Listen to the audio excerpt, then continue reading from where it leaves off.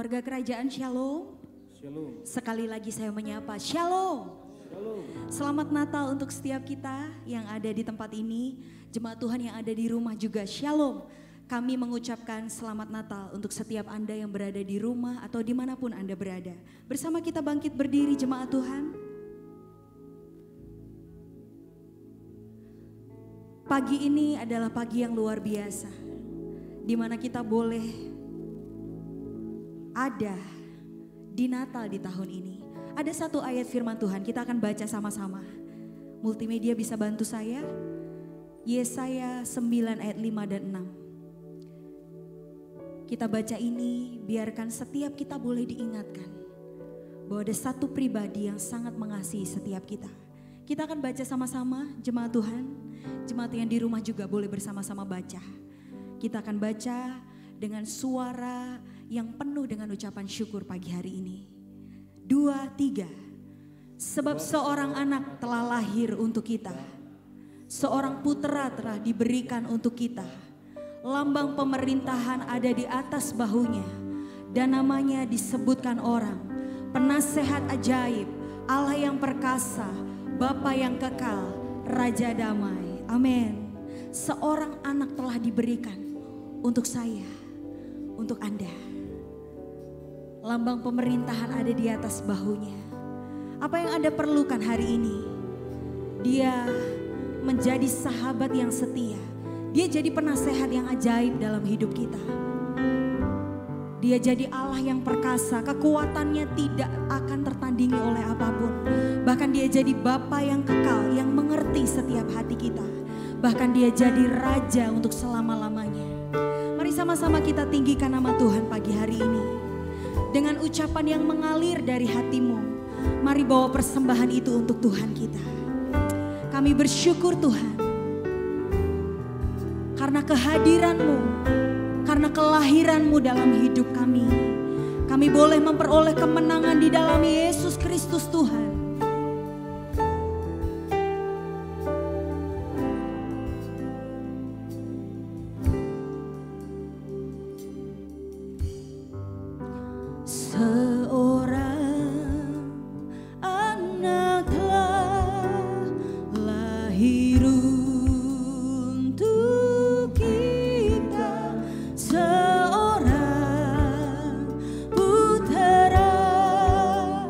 Diberi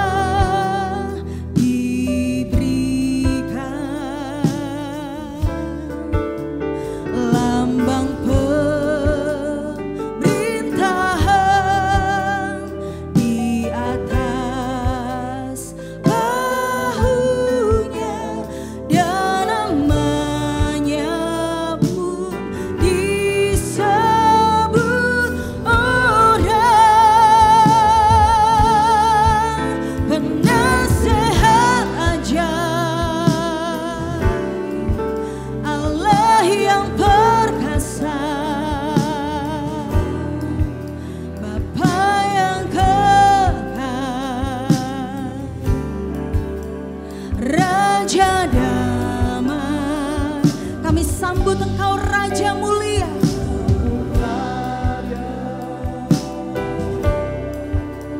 Yesus Tuhan, Juru Selamat dunia.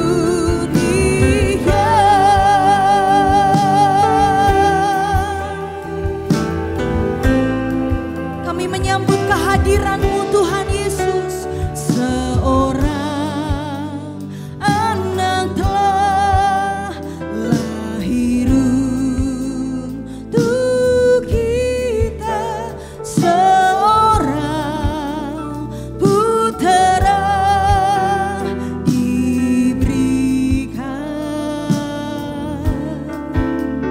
melambang pemerintahan di atas bahunya, dan namanya pun disebut orang. Kami nyatakan Tuhan, penasehat ajaib, Allah yang perkasa, Bapa yang kekal, Raja damai. Sambutlah Dia, Yesus Tuhan, Juru Selamat dunia. Kami nyatakan penasehat ajaib, Engkau Allah kami yang perkasa, Bapa kami yang kekal Tuhan.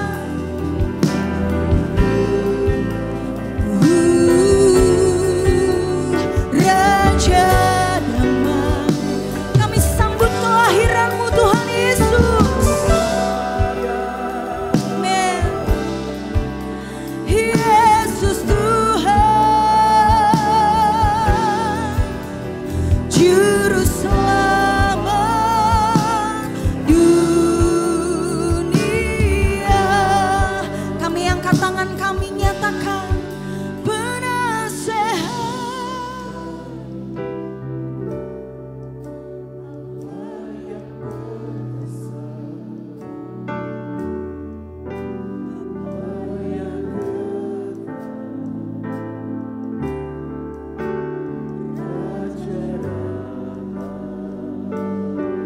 Kami sambut Engkau Tuhan. Terima kasih Tuhan Yesus.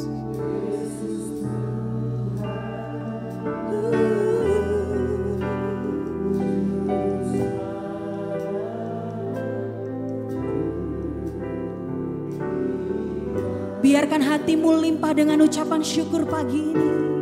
Penasehat, penasehat ajaib, Allah yang perkasa,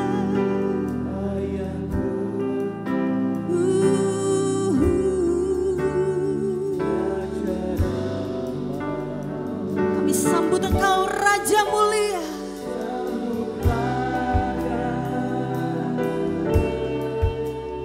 Yesus Tuhan,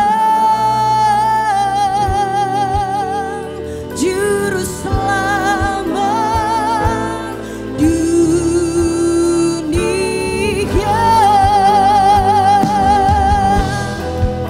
Penasehat ajaib,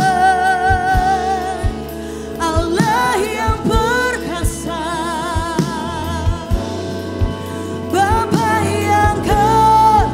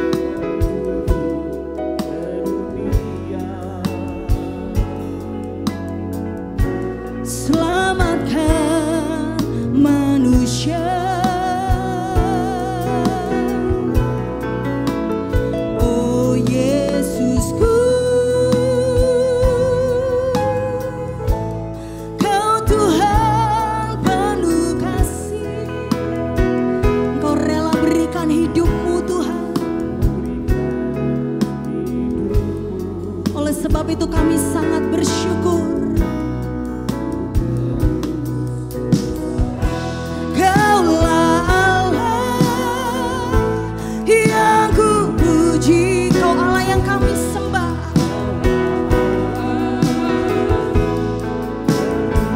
Kami naikkan Tuhan, kemuliaan bagimu di tempat maha tinggi. Kemuliaan bagimu di tempat maha tinggi. Umat Tuhan bersama-sama nyatakan, oh Yesusku, Engkaulah Raja damai. Kami bersyukur Tuhan.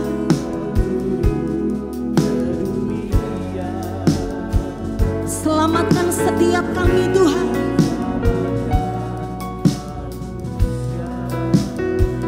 Kami nyatakan, oh Yesusku, Engkau penuh dengan kasih karunia, penuh kasih untuk menebus setiap hidup kami Tuhan. Kami nyatakan, Kaulah Allah yang ku puji, Kaulah Allah yang ku sembah.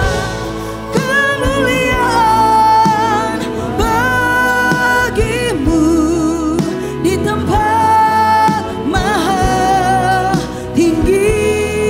Kemuliaan bagimu Tuhan.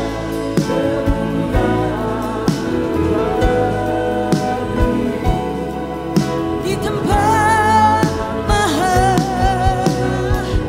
segala kemuliaan, kemuliaan bagimu di tempat maha tinggi.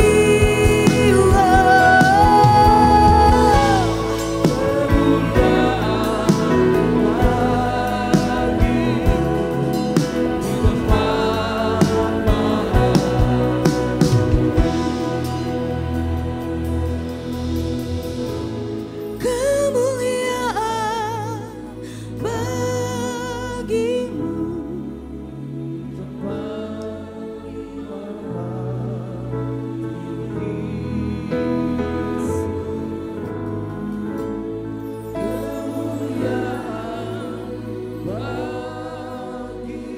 Untuk selama-lamanya, sampai selama-lamanya Tuhan, di hadapan-Mu kami nyatakan, kemuliaan bagimu. Sungguh layak Engkau menerima sembah kami Tuhan. Kemuliaan bagimu.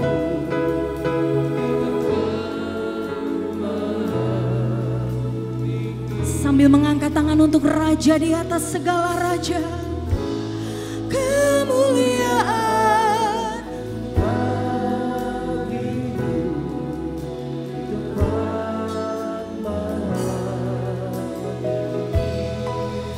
kemuliaan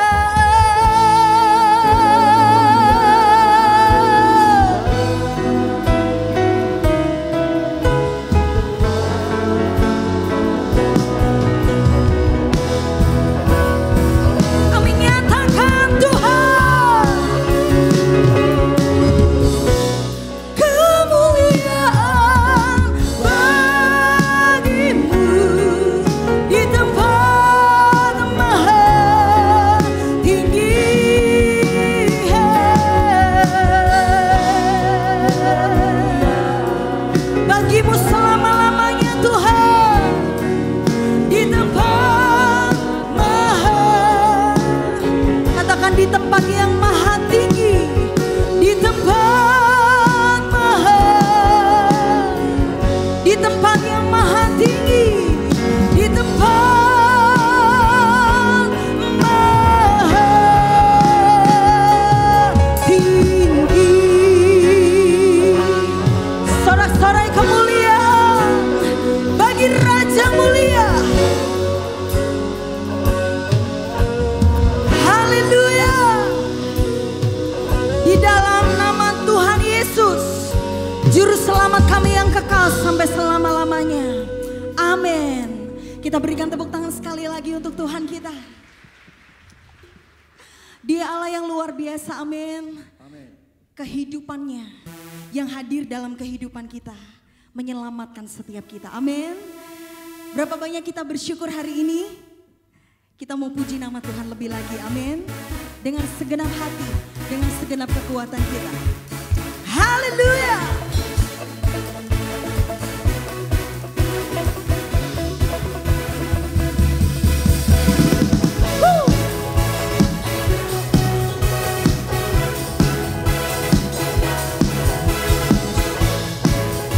Mari sama-sama bertepuk tangan buat Tuhan Yesus yang terbaik. Dari pulau dan benua terdengar ya lagu pujian hanya bagi Yesus Tuhan. Sing it.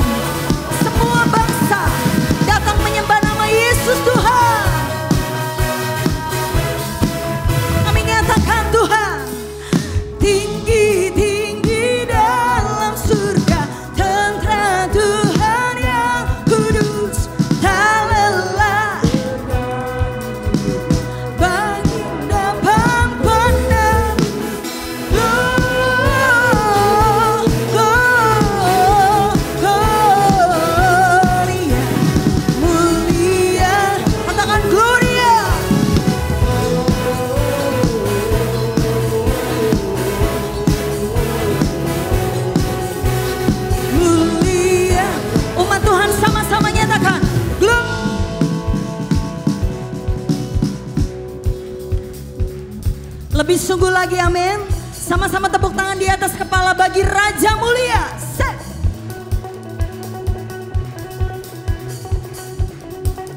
Boleh sekali lagi, amin. Sama-sama. Muliakan Tuhan.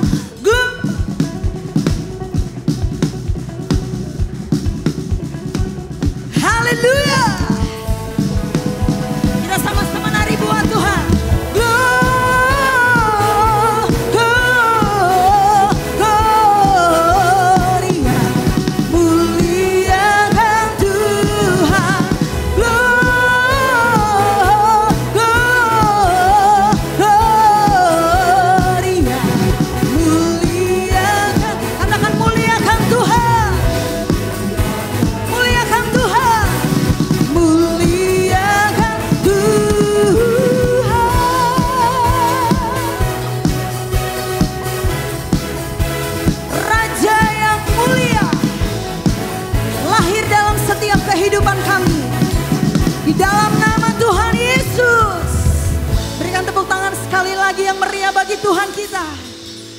Jemaat Tuhan dipersilakan duduk kembali.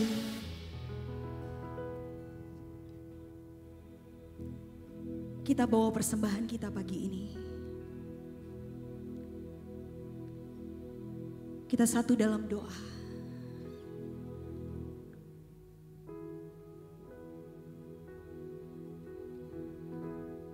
Kami bersyukur Tuhan.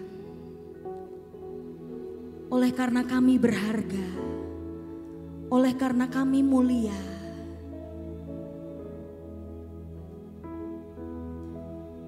Engkau rela datang. Engkau hadir dalam hidup kami. Bahkan Kau memberikan hidup-Mu bagi setiap kami. Supaya kami tidak binasa.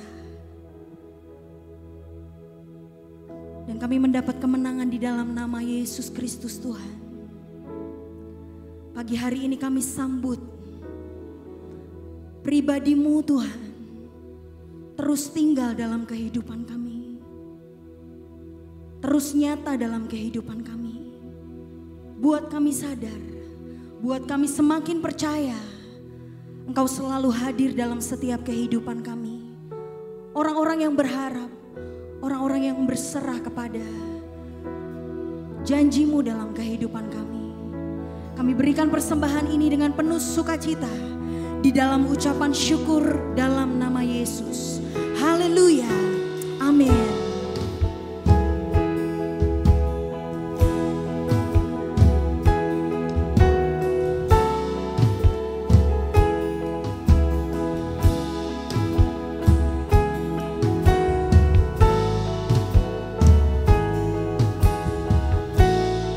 Terpujilah Engkau Tuhan, terpujilah Engkau Yesus.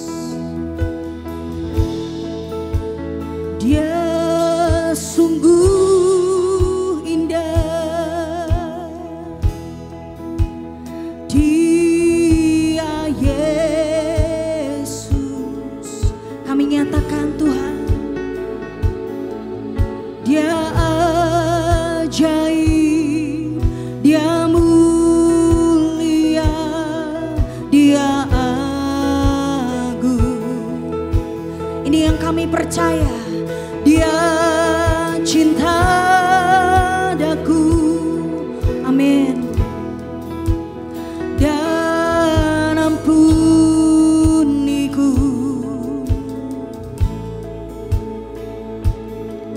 Bahkan rela berikan nyawanya.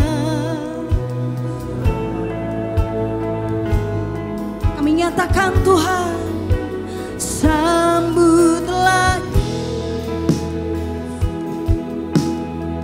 kami tinggikan.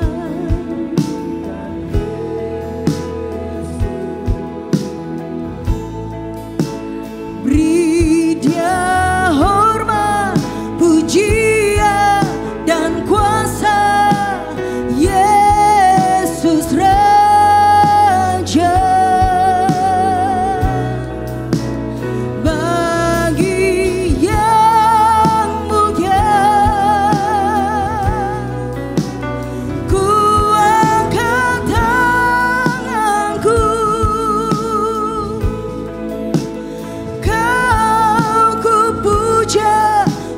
Cinta ku sembah, haleluya.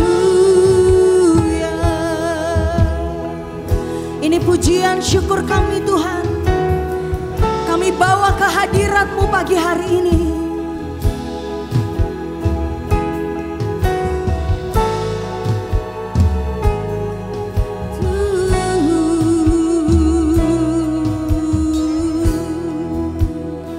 Segenap umat Tuhan, mari katakan, Dia sungguh indah. Engkau yang terindah dalam hidup kami Tuhan.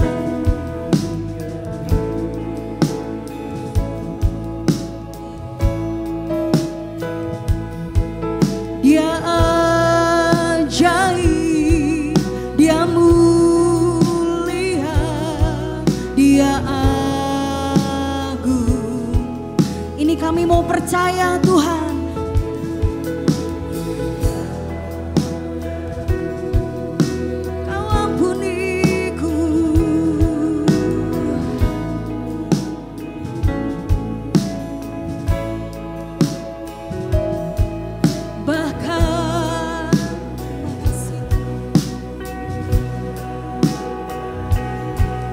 untuk selamatkanku.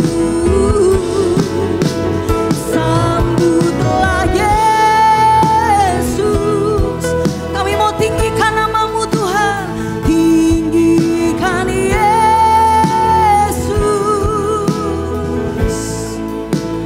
Beri Dia hormat, pujian dan kuasa, Yesus Raja.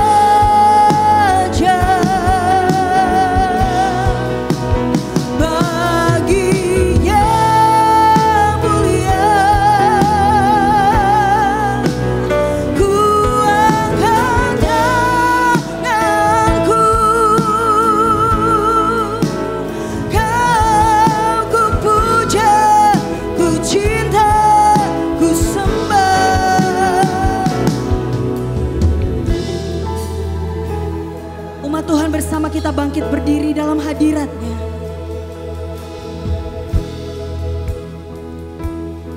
Kami mau bawa pujian kami Tuhan.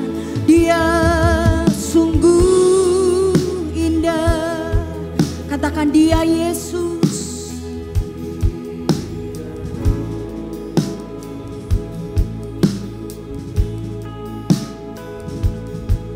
Dia ajaib, Dia mulia, Dia agung. Kau sangat mengasihi kami Tuhan. Cinta diriku, Engkau yang mengampuni setiap kehidupan kami Tuhan. Bahkan rela berikan nyawanya untuk selamatkanku. Sambutlah Yesus, sambut Kau Tuhan. Kami berikan Engkau hormat kami, hormat, pujian dan kuasa, Yesus Raja.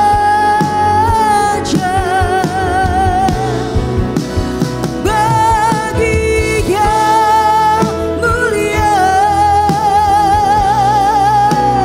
ku angkat tanganku, Kau ku puja, ku cinta, ku sembah. Haleluya. Ini pujian setiap umat-Mu Tuhan. Sambutlah.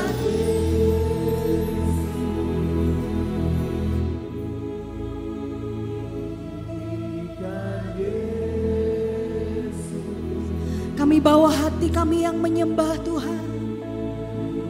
Ya Rabayana Syakaya Labane.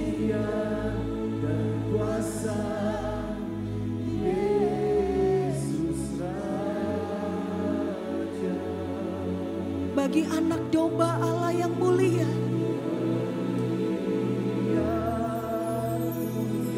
kami mau naikkan syukur kami Tuhan Yesus. Ya, Kau layak Tuhan, Kau layak. Kau ku puja, ku cinta, ku sembah. Haleluya.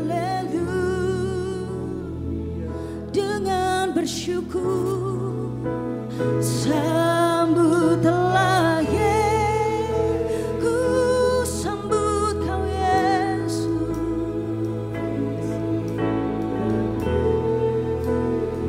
Hanya Kau yang layak kami tinggikan Tuhan.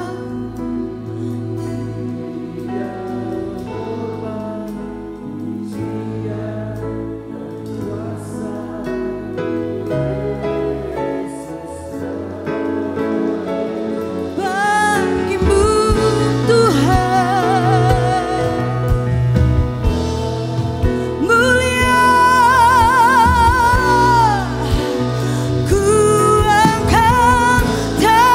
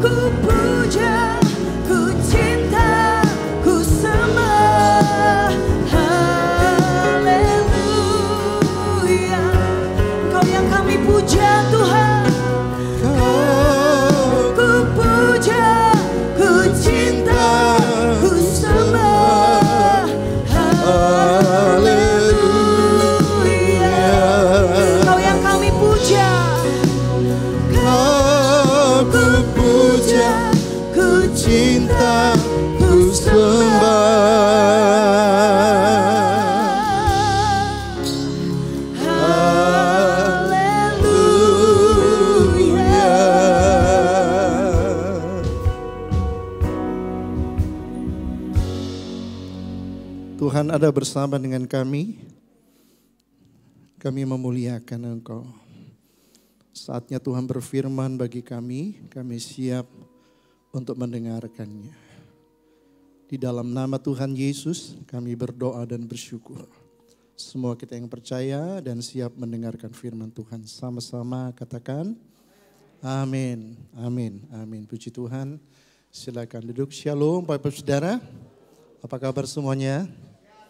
Tuhan kita baik, dahsyat dan luar biasa. Hari ini saya bersama dengan anak saya, keluarga ingin mengucapkan selamat Hari Natal. Dan kepada seluruh jemaat yang ada di rumah yang sedang menyaksikan live streaming, saya juga mengucapkan selamat Hari Natal. Natal kali ini, tahun ini memang sangat berbeda dengan sebelumnya. Kalau di tahun-tahun yang lalu kita merayakan secara besar-besaran, ada berkat Tuhan sehingga kita bisa merayakan di gedung yang mewah. Tapi Natal kali ini kita merayakan secara sederhana.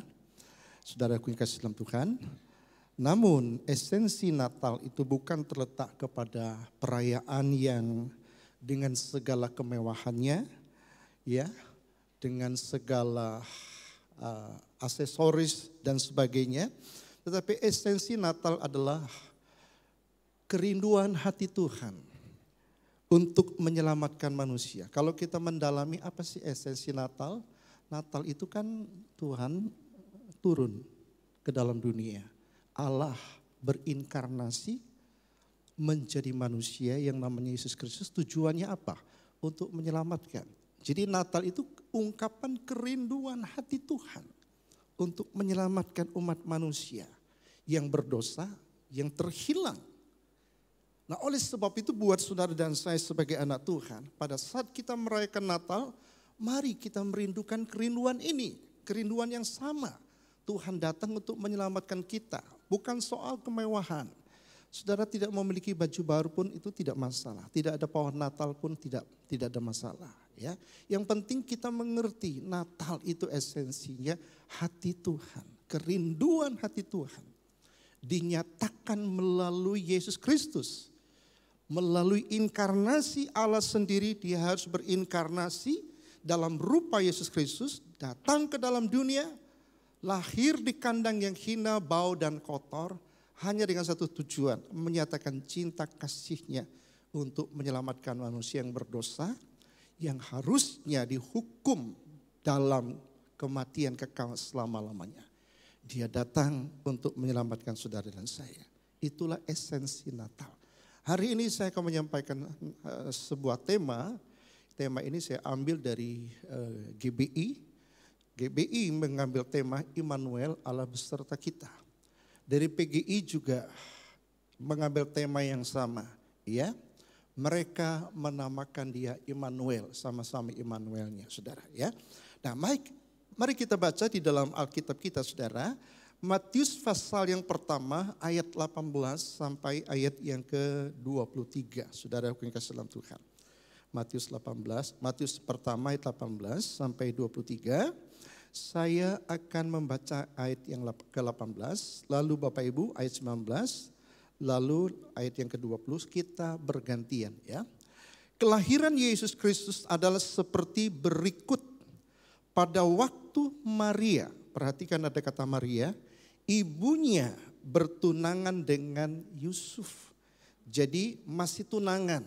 Maria seorang anak darah, seorang perempuan gadis yang masih perawan, itu bertunangan dengan Yusuf.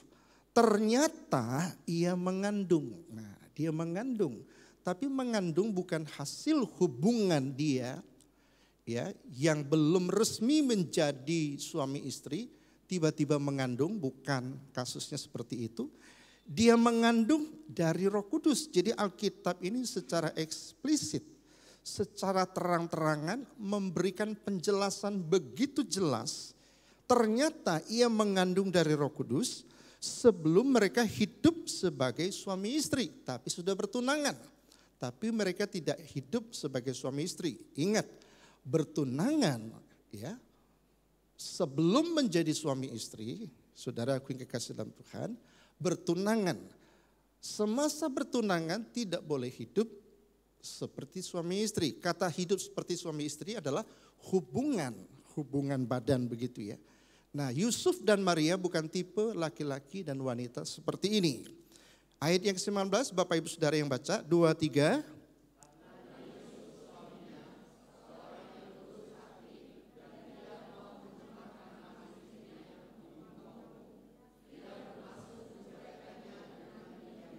Tuh, ia bermaksud menceraikannya. Saudara perhatikan, apakah betul ini terjadi? Apakah betul Yusuf itu menceraikan? Kenapa mesti kata menceraikan, orang belum suami istri kok? Ya, nanti ada penjelasannya. Biar saya baca ayat 20 dulu, baru saya jelaskan ya maksud daripada tujuan kalimat ini. Saya baca ayat 20, tetapi ketika ia mempertimbangkan maksud itu, ya dia kan baru bermaksud ya, baru punya keinginan, kok pacar saya enggak saya ngapa-ngapain, kok tiba-tiba hamil. Yusuf belum tahu bahwa itu hasil kandungannya itu dari Roh Kudus. Ya saudaraku yang kasih dalam Tuhan. Nah ketika ia mempertimbangkan maksud itu, malaikat Tuhan nampak kepadanya dalam mimpi dan berkata, Yusuf anak Daud, janganlah engkau takut mengambil Maria sebagai istrimu. Kan belum suami istri. Ya, jangan takut mengambil dia jadikan istrimu maksudnya. Sebab anak yang di dalam kandungannya adalah dari Roh Kudus. Nah, saya kasih penjelasan sedikit saudara.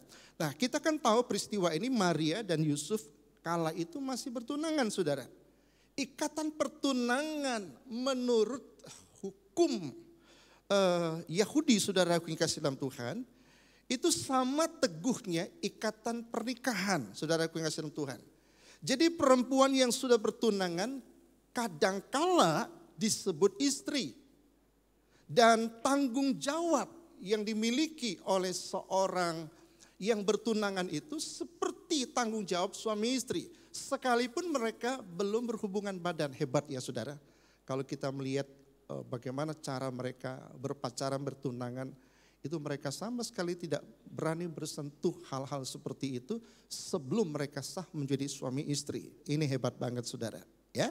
Nah, saudara yang kasih dalam Tuhan, tentu tidak mudah kalau posisi saudara seperti Maria. Karena Maria itu tiba-tiba mengandung pasti dituduh berzinah. Dan kalau Maria dianggap kenapa kok hamil, ya, ini pasti hasil perzinahan. Nah, apa hukumannya? Ini hukumannya hukuman mati. Hukuman mati dengan cara apa? Dengan cara dirajam batu. Nah, ini menurut hukum Taurat, mereka masih hidup di bawah hukum Taurat. Yesus sebelum mati di atas kayu salib belum berlaku kasih karunia. Jadi mereka masih hidup di bawah hukum Taurat. Jadi bagi Maria bukan hal yang mudah untuk mengambil tanggung jawab beban menjadi seorang ibu yang akan melahirkan juru selamat, saudaraku yang kasih dalam Tuhan. Ya, jadi sekalipun mereka masih bertunangan, status hubungan mereka itu adalah seperti suami istri. Nah, benar enggak kalau sampai malaikat tidak ngomong sama Yusuf, lalu Yusuf menceraikan Maria? Kalau saya sendiri secara pribadi, saya tidak percaya. Kenapa?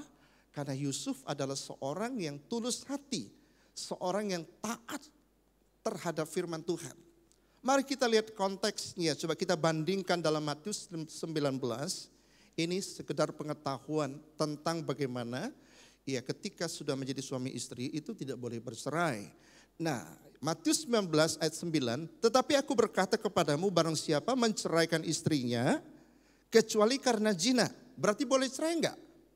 Boleh kalau istrinya berzina. Tapi konsekuensinya ayat berikutnya, lalu kawin dengan perempuan lain, ia berbuat zina.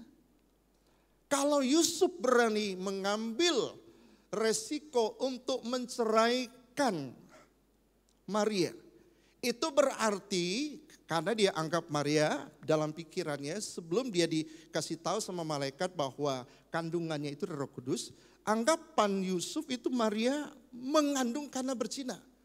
Saya boleh dong menceraikan dia, tapi dengan konsekuensi kalau dia menceraikan Maria, dia tidak boleh menikah dengan wanita lain. Kalau dia menikah dengan wanita lain, sama saja dia berzina. Jadi kita melihat masalah pernikahan ini bukan masalah yang boleh kita permainkan dengan mudah. Sebelum kita menentukan untuk menikah dengan seseorang, pikirlah matang-matang. Ya, sebab ketika kita sudah menikah, lalu tiba-tiba konflik dan lain sebagainya, lalu kita ingin menceraikannya, berarti kamu harus siap menyendiri. Kecuali istrimu meninggal, kamu boleh menikah lagi. Sebelum istrinya meninggal, kalau istrinya berzina dengan laki-laki lain, dia boleh menceraikannya dengan catatan dia tidak boleh menikah lagi. Artinya Tuhan ingin mengajar bahwa pernikahan itu adalah sesuatu yang sangat sakral dan betul-betul harus dipertahankan. Tidak ada yang dapat memisahkan kecuali maut, kematian. Ya, nah ini saudara sedikit penjelasan. Nah, lalu kalau kita membaca sekarang ayat yang ke-21, ya, saudara yang baca gilirannya 2, 3.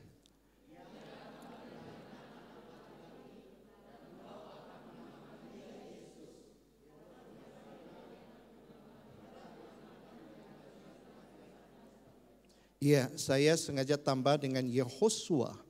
Ya, nama Yesus dalam bahasa Ibrani aslinya itu Yehosua, ya. Sengaja saya kasih tambah sedikit, ya. Nah, lalu ayat 22, hal itu terjadi supaya genaplah yang difirmankan oleh nabi. Sekarang ayat 23 kita baca bersama-sama. 2, 3. Sesungguhnya anak darah itu akan mengandung dan melahirkan seorang anak laki-laki, dan mereka akan menamakan dia Immanuel, yang berarti Allah menyertai kita. Nah, saudara, pertanyaannya siapakah anak darah itu yang mengandung dan melahirkan seorang anak laki-laki? Nah, saudara, kalau kita pengen tahu sejarah siapakah anak darah itu, sudah dijelaskan di dalam Kejadian pasal 3 ayat 16. Nah, sekarang kita lihat ayatnya ya.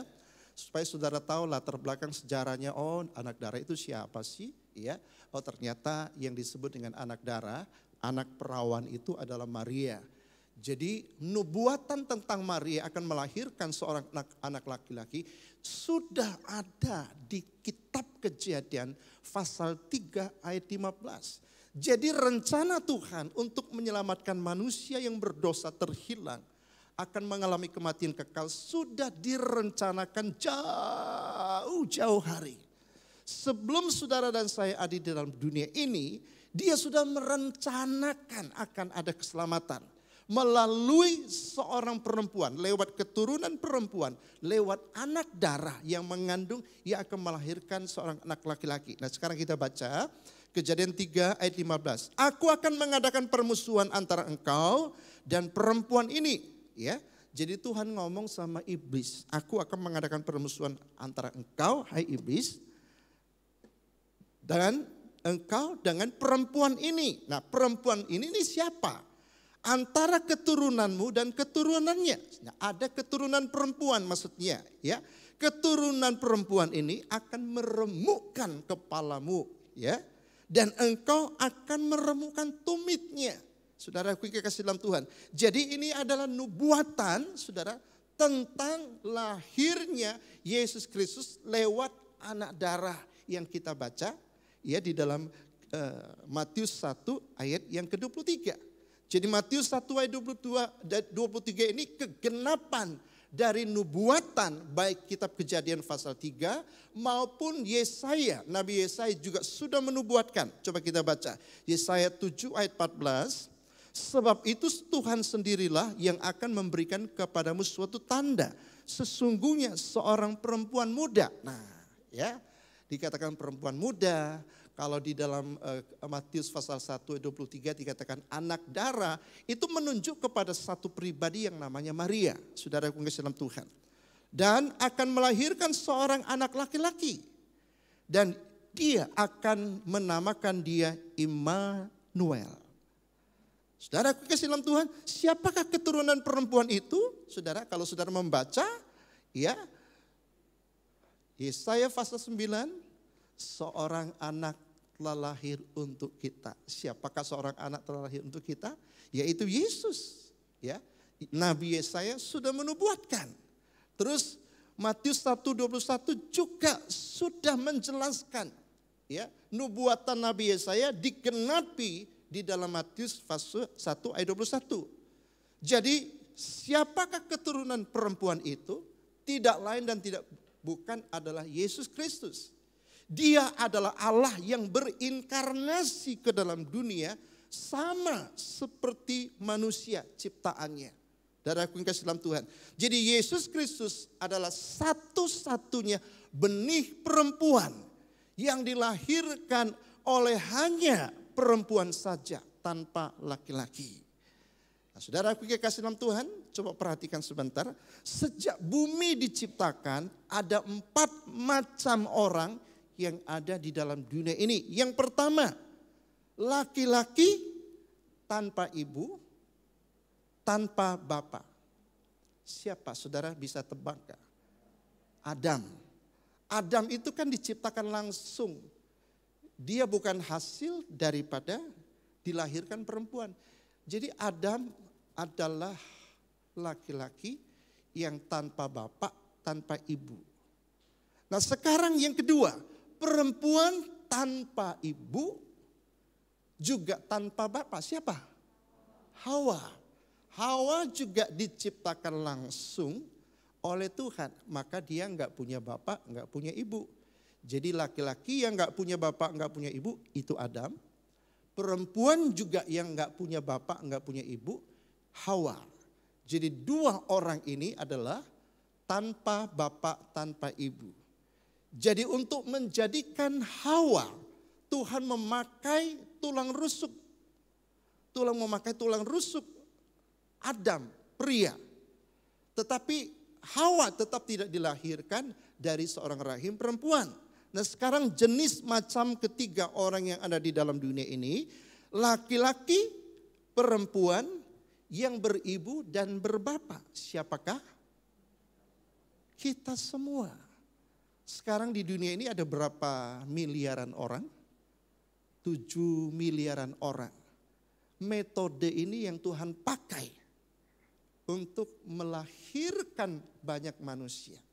Tapi metode yang pertama yang Tuhan pakai, ya, manusia ada tanpa ayah, tanpa ibu.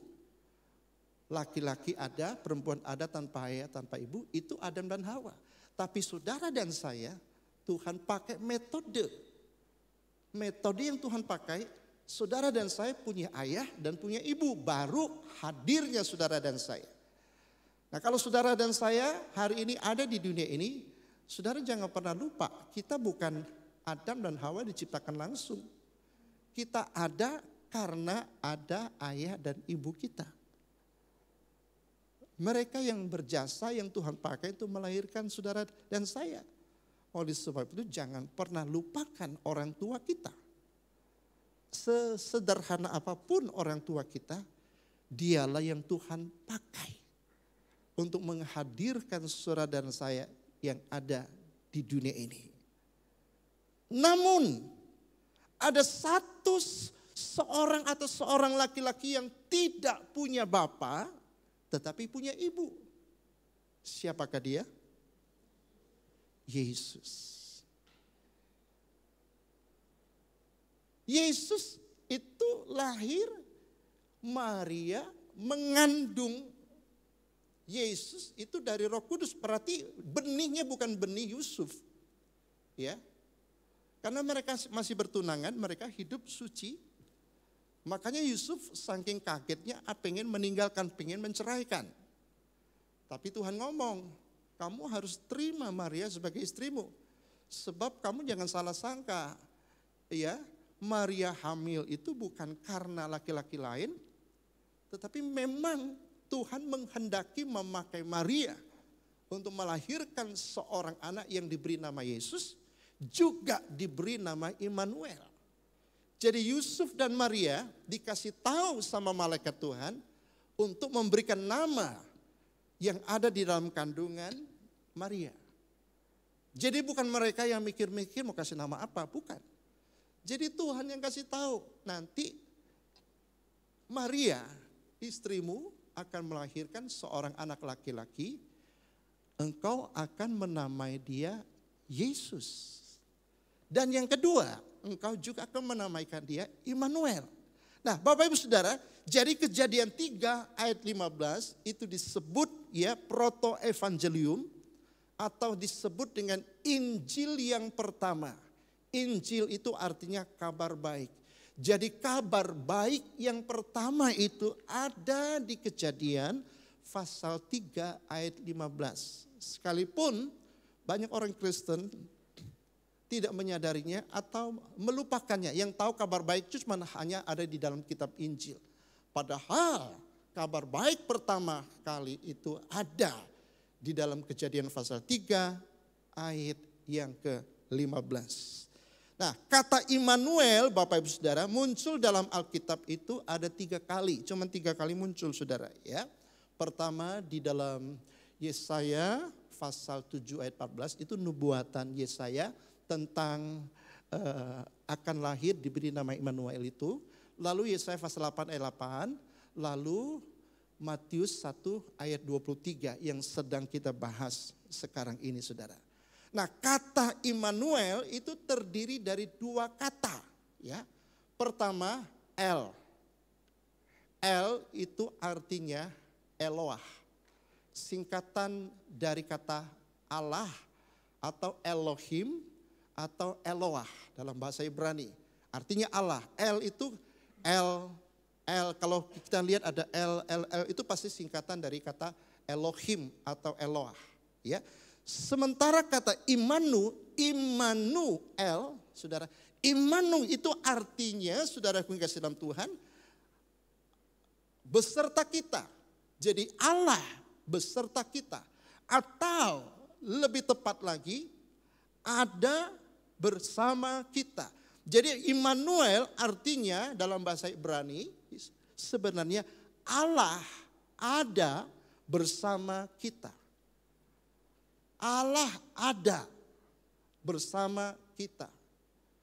Jadi saudara coba pikirkan kata Immanuel itu hari Natal ini, Allah ada bersama saya. Allah ada bersama kita. Allah beserta kita. Dia ada bersama saya, bersama kita. Itu maksudnya saudara.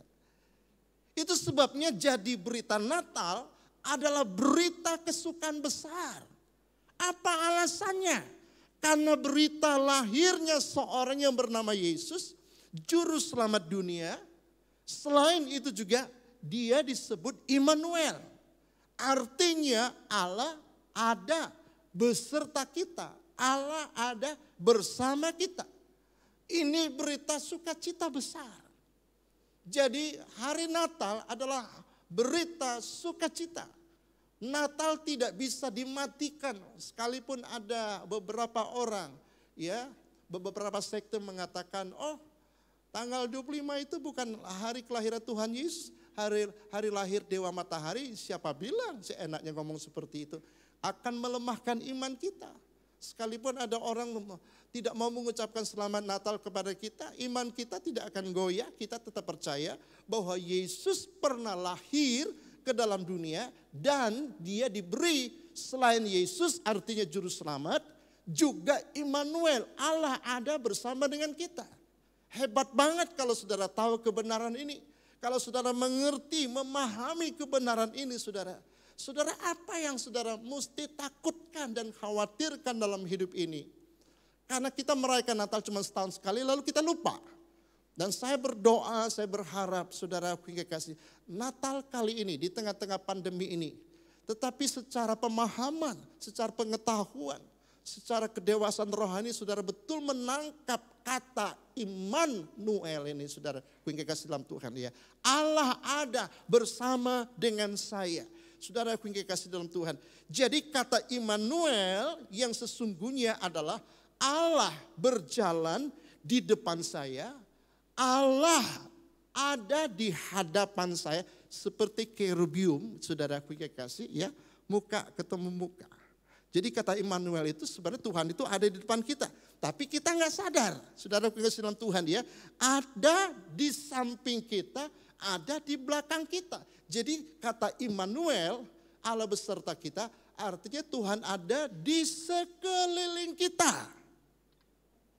Tapi kita nggak sadar, saudara kekasih dalam Tuhan. Ya, nah saudara kekasih, jadi kata Immanuel itu kapan digenapi dalam hidup kita? Pada saat kita percaya Yesus, pada saat engkau menyambut Yesus di hari Natal ini, itu artinya Allah, dia mengelilingi hidup saudara. Dia ada di depan wajah saudara, walaupun saudara tidak mengerti, walaupun saudara tidak melihat. Tetapi iman Kristen mengatakan, firman Tuhan mengatakan demikian. Arti Immanuel itu sendiri, arti Allah menyertai kita itu seperti itu, saudara kekasih dalam Tuhan. Ya, nah itu sebabnya kenapa Raja Daud berkata, sekalipun aku berjalan dalam lembah bayang-bayang maut, lembah kekelaman, aku tidak takut bahaya, sebab engkau besertaku. Daud itu menyadari, dia nggak takut menghadapi lembah kekelaman, bayang-bayang kematian. Dia nggak takut, ya, karena dia tahu Tuhan menyertai dia. Makanya satu sisi dari sisi tubuh, sisi jasmani, saya mengalami kehilangan banget ketika orang yang saya cintai, yang saya kasihi, ya Ibu Lena, Tante Lena, istri saya, dipanggil Tuhan. Tapi di sisi rohania, di sisi iman Kristen, saya sungguh-sungguh bersyukur dan bersuka cita.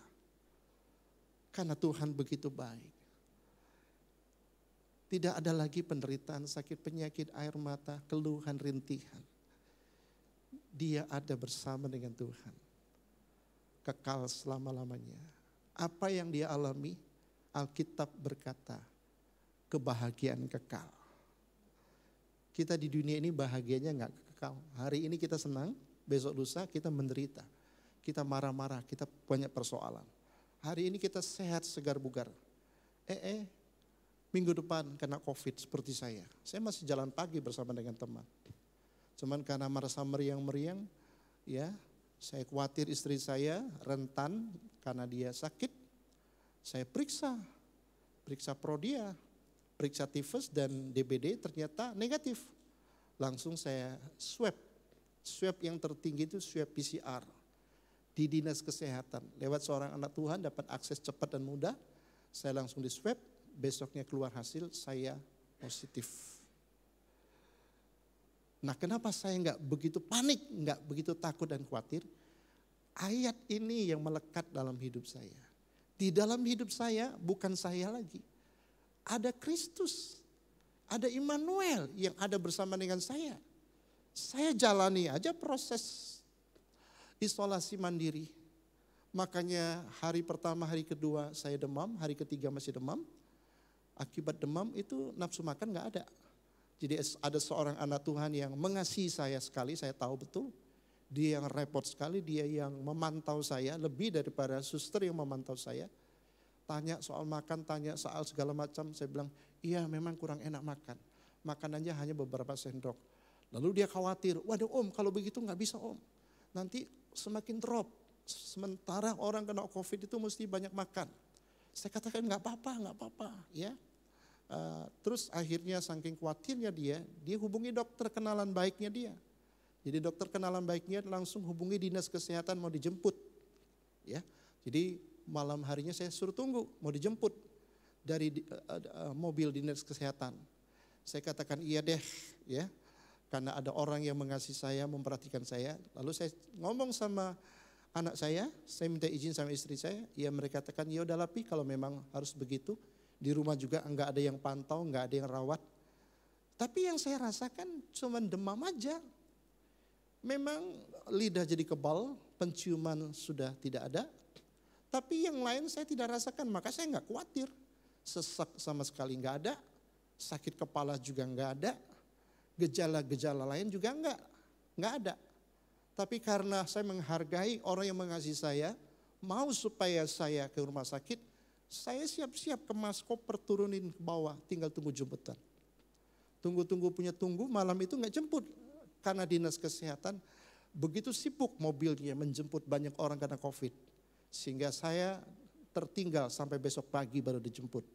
Begitu besok pagi saya bangun, saya merasa tubuh saya sudah sembuh. Kan saya sendiri yang merasakan. Nah ketika saya kena COVID yang ada dalam pikiran saya, tubuh saya ini milik Kristus, sudah dibeli dengan harga tunai. Masa COVID bisa seenaknya mengganggu tubuh saya yang adalah milik Tuhan. Yang memiliki tubuh saya itu Kristus. Bukan COVID. COVID boleh nyerang, tapi tanpa seizin pemiliknya dia nggak bisa ngapa-ngapain. Itu firman Tuhan yang menguatkan iman saya. Maka saya tenang, saya nggak takut menjalani. Saya juga, Immanuel, Allah beserta saya, kenapa saya mesti takut ya? Walaupun orang sibuk sekali memberikan suara-suara yang menakutkan, tapi saya sangat amat tenang ya melewatinya. Makanya ketika besok saya bangun pagi hari keempat, saya mau dijemput. Saya katakan, terima kasih Mas. Saya sudah sembuh. Oh, mana mungkin? Ini kan hari keempat. Iya, saya yang merasakan tubuh saya bilang. Terima kasih Mas. Saya nggak usah dijemput, biar saya istirahat di rumah dan isolasi di rumah saja. Wah, seperti nadanya kecewa dan dia lapor sama dokter. Dokternya juga sepertinya agak gimana ya? Ya, saya ngerti mereka pengen tolong saya secara medis, tapi sayanya tidak mau. Bukan saya tidak menghargai, karena yang merasakan itu saya. Nah, saya merasakan itu mukjizat yang kedua. Mukjizat pertama istri saya, anak saya ketika dites negatif. Mukjizat yang kedua hari keempat saya langsung sepertinya segar. Hari kelima saya WA. Saya pingin tes, keluar dari rumah tes. Saya ingin meyakinkan bahwa saya sembuh. Saya hubungi suster yang memantau saya. Jawabnya 2 hari kemudian. Jadi hari ke-7 dia berjawab. Maaf Pak, saya lagi sibuk gini, saya gak baca WA.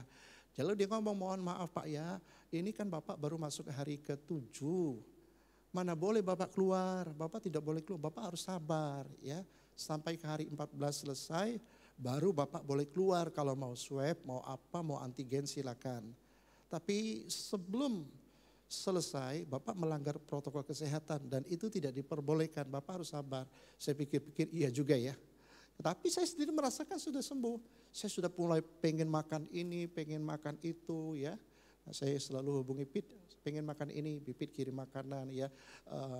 Pak Ucup juga kirim makanan, saudara. Banyak teman-teman kirim makanan. Saya sudah mulai suka makan, saudara. Nah, saudara yang kasih dalam Tuhan, saya pengen katakan bahwa kapan Immanuel itu digenapi dalam hidup kita. Sejak kita percaya dan terima Yesus, sejak kita sambut Yesus. Sambutlah Yesus, kita sambut Yesus, kita terima Yesus sebagai Tuhan dan Juru Selamat. Sejak itulah Immanuel, Allah ada bersama dengan kita, tinggal di dalam kita, hidup di dalam kita. Saudara aku yang kasih dalam Tuhan, kalau orang Indian, saudara aku yang kasih. Kalau dia melatih anaknya untuk menjadi pemberani, orang Indian itu kan berani banget saudara. Ya, dia cukup dengan modal panah aja, dia pergi ke hutan mana dia nggak pernah takut. Kenapa kok berani? Rupanya tradisi mereka itu melatih anak-anak mereka dengan cara anak itu diikat di pohon besar pada waktu malam hari. Nah, setelah anaknya diikat di pohon besar, ya anaknya kan nggak bisa lari. Anaknya kan tentu ketakutan. Ya, takut apa? Takut ada binatang buas yang datang memangsanya, tentu takutlah secara manusia, apalagi baru seorang anak. Nah, itu cara orang Indian melatih anaknya. Nah, sepanjang malam dalam ketakutan yang luar biasa, tiba-tiba datanglah hari pagi, matahari sudah mulai bersinar. Ketika dia melihat, loh, ada papa saya yang ada di sebuah pohon sedang memegang panah. Dia katakan, "Pak, Kalau saya tahu Papa ada di depan saya yang sedang siap dengan panahnya, kenapa saya mesti takut sepanjang malam menjerit-jerit ketakutan? Tahukah Bapak Ibu Saudara, begitulah hidup saudara dan saya. Seandainya saja kita tahu Tuhan yang kita sembah,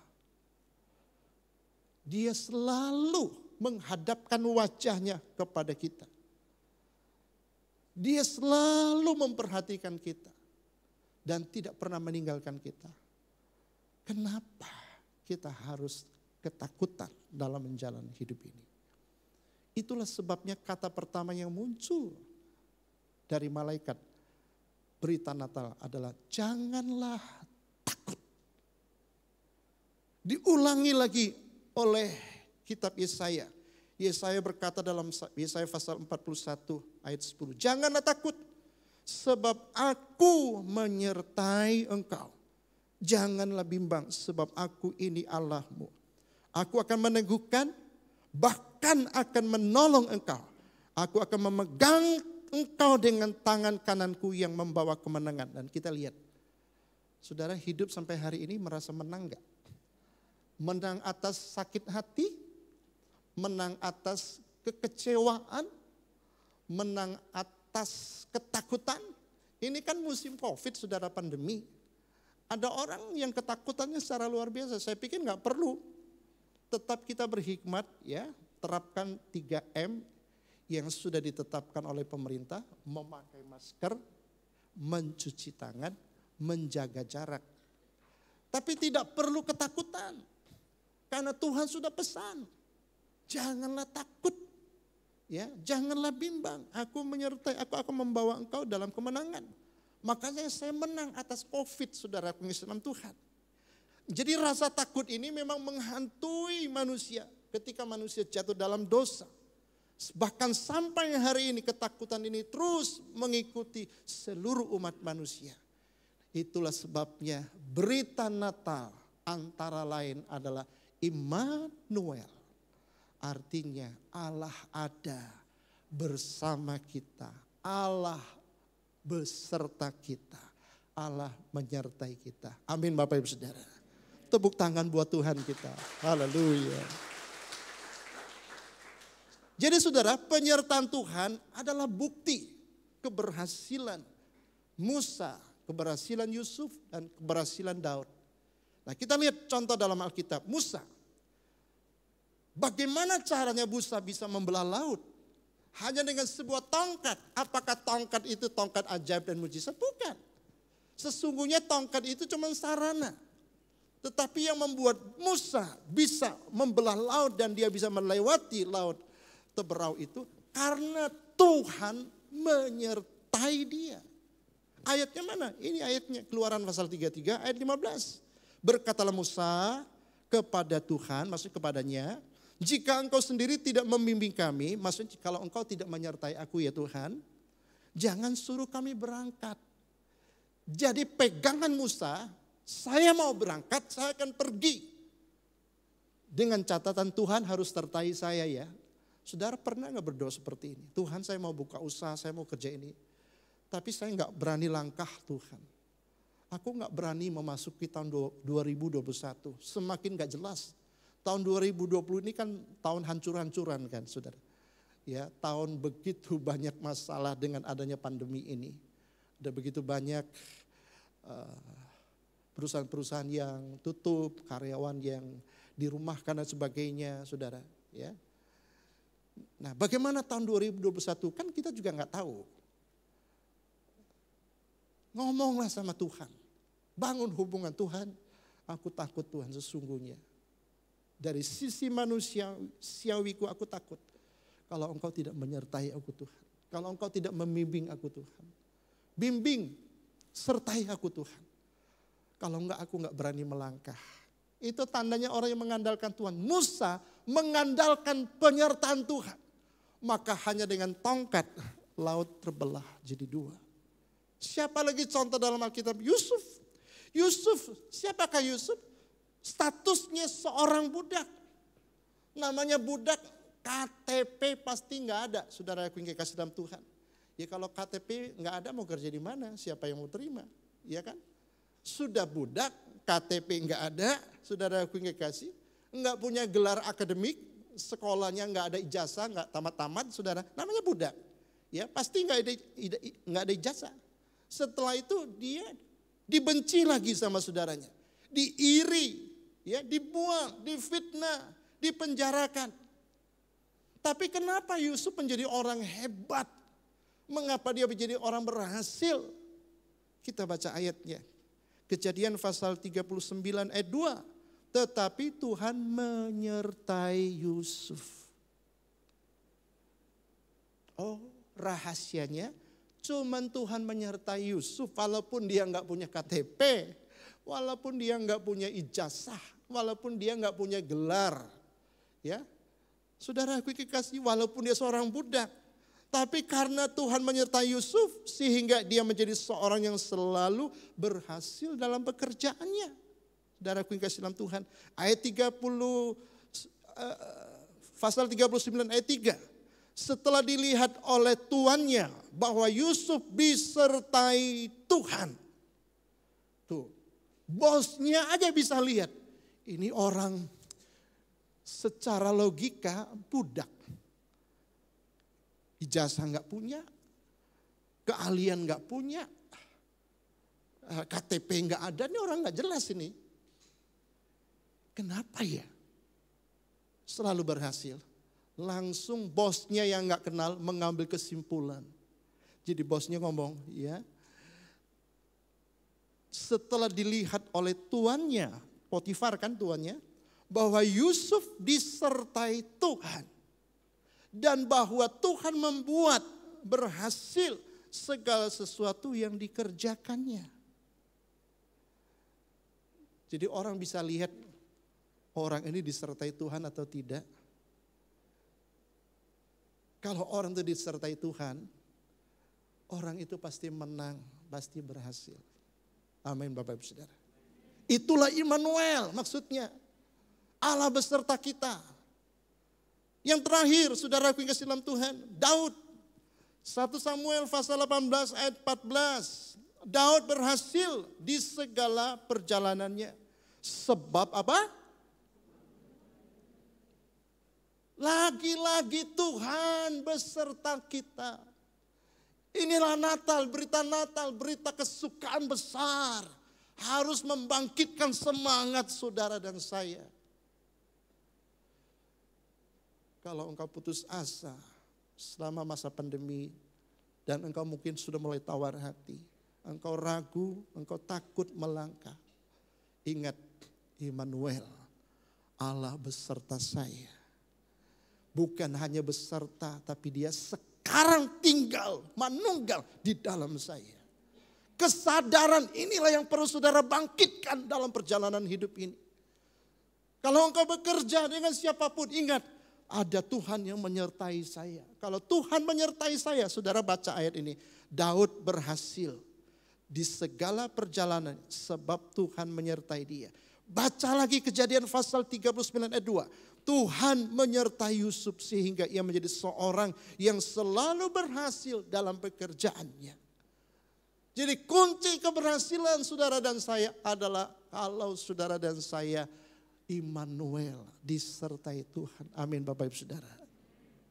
Jadi kesimpulan saya, definisi Tuhan tentang keberhasilan bertentangan dengan definisi dunia. Ya, dunia mengukur keberhasilan dengan apa yang kita punya. Tetapi Tuhan menilai keberhasilan saudara dan saya adalah lewat penyertaannya. Carilah penyertaan Tuhan. Minta Tuhan sertai. Kalau Tuhan sertai usaha pekerjaan hidupmu, enggak ada lagi yang perlu saudara takutkan dalam hidup ini. Amin Bapak Saudara. Tuhan kiranya meneguhkan firman Tuhan di hari Natal ini buat semua kita yang hadir. Mari kita sama-sama bangkit berdiri. Haleluya.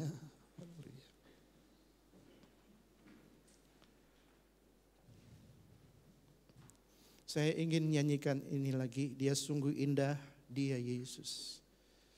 Siapa yang saudara agungkan, siapa yang saudara muliakan. Tidak lain, tidak bukan. Dia adalah Yesus. Nama lain dari Yesus itu adalah Immanuel. Dia datang ke dalam dunia untuk menyertai saudara dan saya.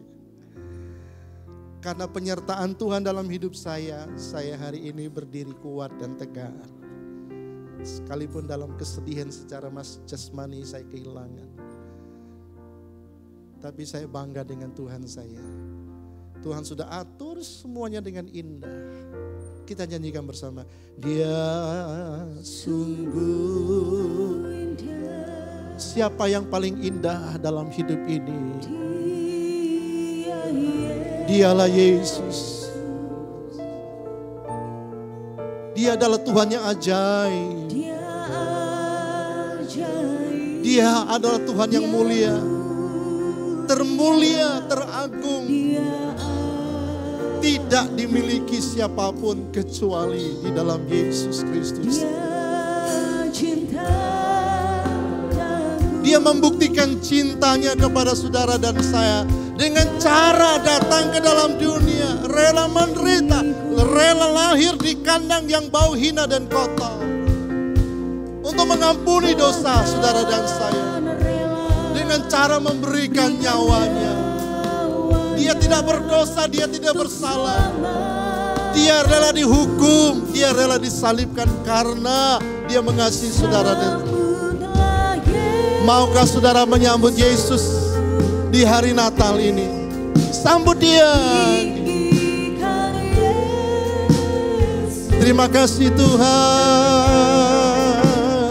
Dia hormat, pujian, kuasa Yesus Raja.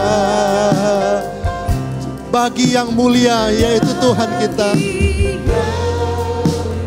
Ayo mari kita angkat tangan kita, katakan ku angkat. Kita angkat tangan kita bagi Tuhan Yesus yang mulia, yang agung. Kau ku puja, ku cinta, ku sembah. Haleluya. Sambutlah Yesus. Biarlah di hari Natal ini kita kembali menyambut dia masuk dalam hidup saudara. Hanya dia satu-satu pribadi yang layak ditinggikan, yang dipuji, hormat, kemuliaan. Yesus Raja.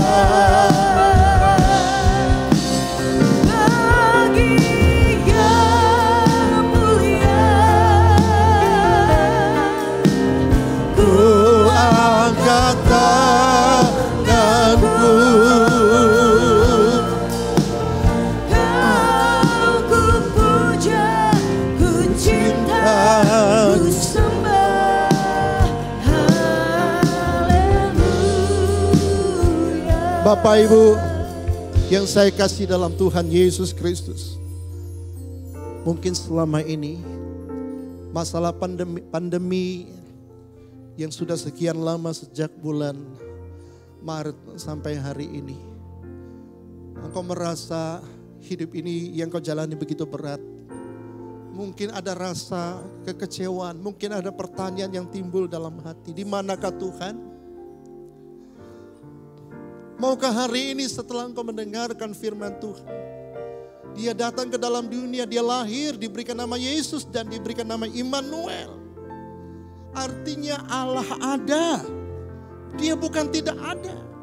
Dia ada bersama-sama kita. Sekalipun kita tidak bisa lihat dengan mata jasmani kita. Terkadang kita tidak merasakan, tetapi sesungguhnya dia ada dan dia tidak pernah meninggalkan kita sedetik jua pun. Seperti seorang anak India, dia ketakutan semalam-malaman. Dia takut dengan binatang-binatang buas. Begitu pagi dia melihat ternyata ada orang tuanya sedang nongkrong di atas pohon. Sedang siap dengan anak panahnya. Si bapak itu sedang melihat wajah si anak. Tapi anaknya tidak menyadari bahwa ada papanya yang sedang ada bersama dengan dia. Begitulah hidup saudara dan saya sebagai orang percaya. Terkadang kita tidak sadar bahwa Tuhan itu Immanuel. Dia ada bersama dengan kita, dia menyertai kita. Ketidaksadaran inilah membuat hidup kita drop. Membuat hidup kita kenapa berat berhasil. Coba kalau saudara sadar dan menyadari bahwa Tuhan itu ada bersama hidupmu. Apapun yang kau kerjakan, paling tidak nomor satu, engkau tidak akan pernah takut menghadapi masa depan. Sesulit apapun, Dia adalah Allah yang ada bersama-sama kita. Allah menyertai kita. Kenapa Musa berhasil?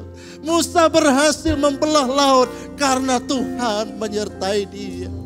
Kenapa Yusuf berhasil? Seorang budak tidak punya gelar. Dia hanya seorang budak. Budak belian. Kenapa dia menjadi orang yang begitu hebat? Kuncinya Tuhan menyertai dia. Kenapa Daud bisa menang melawan Goliat? Siapakah Daud? Seorang gembala kambing 2-3 ekor. Secara manusia tidak mungkin dia bisa masuk hitungan. Apalagi sampai dia diangkat menjadi raja. Kenapa Daud bisa menang dan berhasil? Ayat firman Tuhan katakan, karena Tuhan menyertai dia. Yakinkah saudara, tema yang kita usung, yang kita angkat Natal kali ini adalah Immanuel. Allah ada bersama dengan kita. Allah menyertai kita. Kalau saudara tahu Allah menyertai hidupmu, perjalanan pekerjaanmu, sekolah kuliahmu, rumah tanggamu, kenapa kita harus panik? Kenapa kita harus takut? Kita harus berbeda, tampil beda dengan orang-orang yang tidak punya Tuhan, yang tidak disertai Tuhan. Saya ingin bertanya kepada Bapak Ibu Saudara, berapa banyak di antara yang percaya, yang yakin lewat Natal kali ini, bahwa Tuhan akan menyertai hidupmu sampai akhir tahun, bahkan memasuki tahun yang baru. Bolehkah engkau angkat tanganmu di hadapan hadirat Tuhan? Kira lama kasanta, kira lama yese. Katakan sekali lagi, Dia sungguh indah. Dia Yesus, Dialah Immanuel itu. Engkaulah Immanuel. Allah ada bersama-sama. Engkau Allah yang menyertai kami. Tidak ada yang perlu kami takutkan dalam hidup. Kami bersyukur di hari Natal ini. Engkau menyatakan dirimu sebagai Immanuel. Dan ampuniku.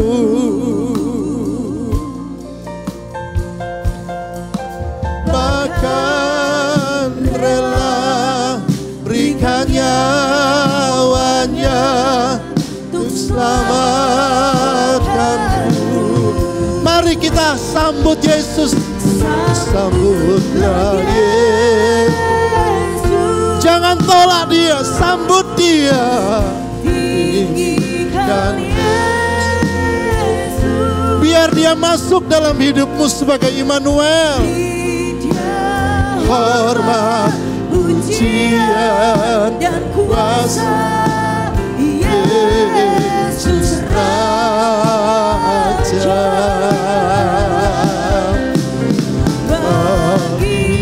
Yang mulia, ku angkat tanganku Tuhan. Bagimu segala kemuliaan, hormat, kejayaan, kuasa sampai selama-lamanya. Sekali lagi katakan, sambutlah Yesus sebagai Tuhan, Juru Selamat, sebagai Immanuel di dalam hidupmu. Tinggikan Yesus. Beri Dia hormat, pujian dan kuasa. Yesus Raja. Bagi yang mulia, kami angkat tangan kami Tuhan.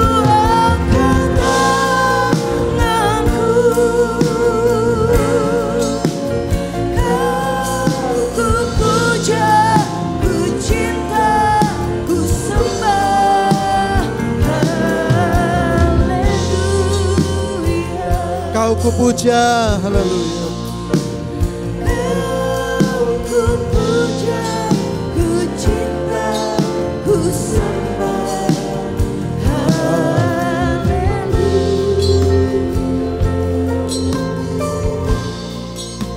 Terima kasih Tuhan. Terima kasih Tuhan. Biar Engkau terus bekerja dalam hidup kami hari ini dan seterusnya. Bapak Ibu yang kekasih di dalam Tuhan, saudara jemaat yang ada di rumah, terimalah berkat, anugerah, kekuatan, sukacita, kasih sayang daripada Allah Bapa di dalam persekutuan Roh Kudus yang menyertai saudara dan saya hari ini, esok dan seterusnya, bahkan sampai selama-lamanya. Di dalam nama Tuhan Yesus kami berdoa dan kami bersyukur. Semua kita yang percaya bersama-sama katakan Amin. amin. Sekali lagi selamat Natal, selamat menyongsong tahun baru. Tuhan Yesus memberkati kita semua.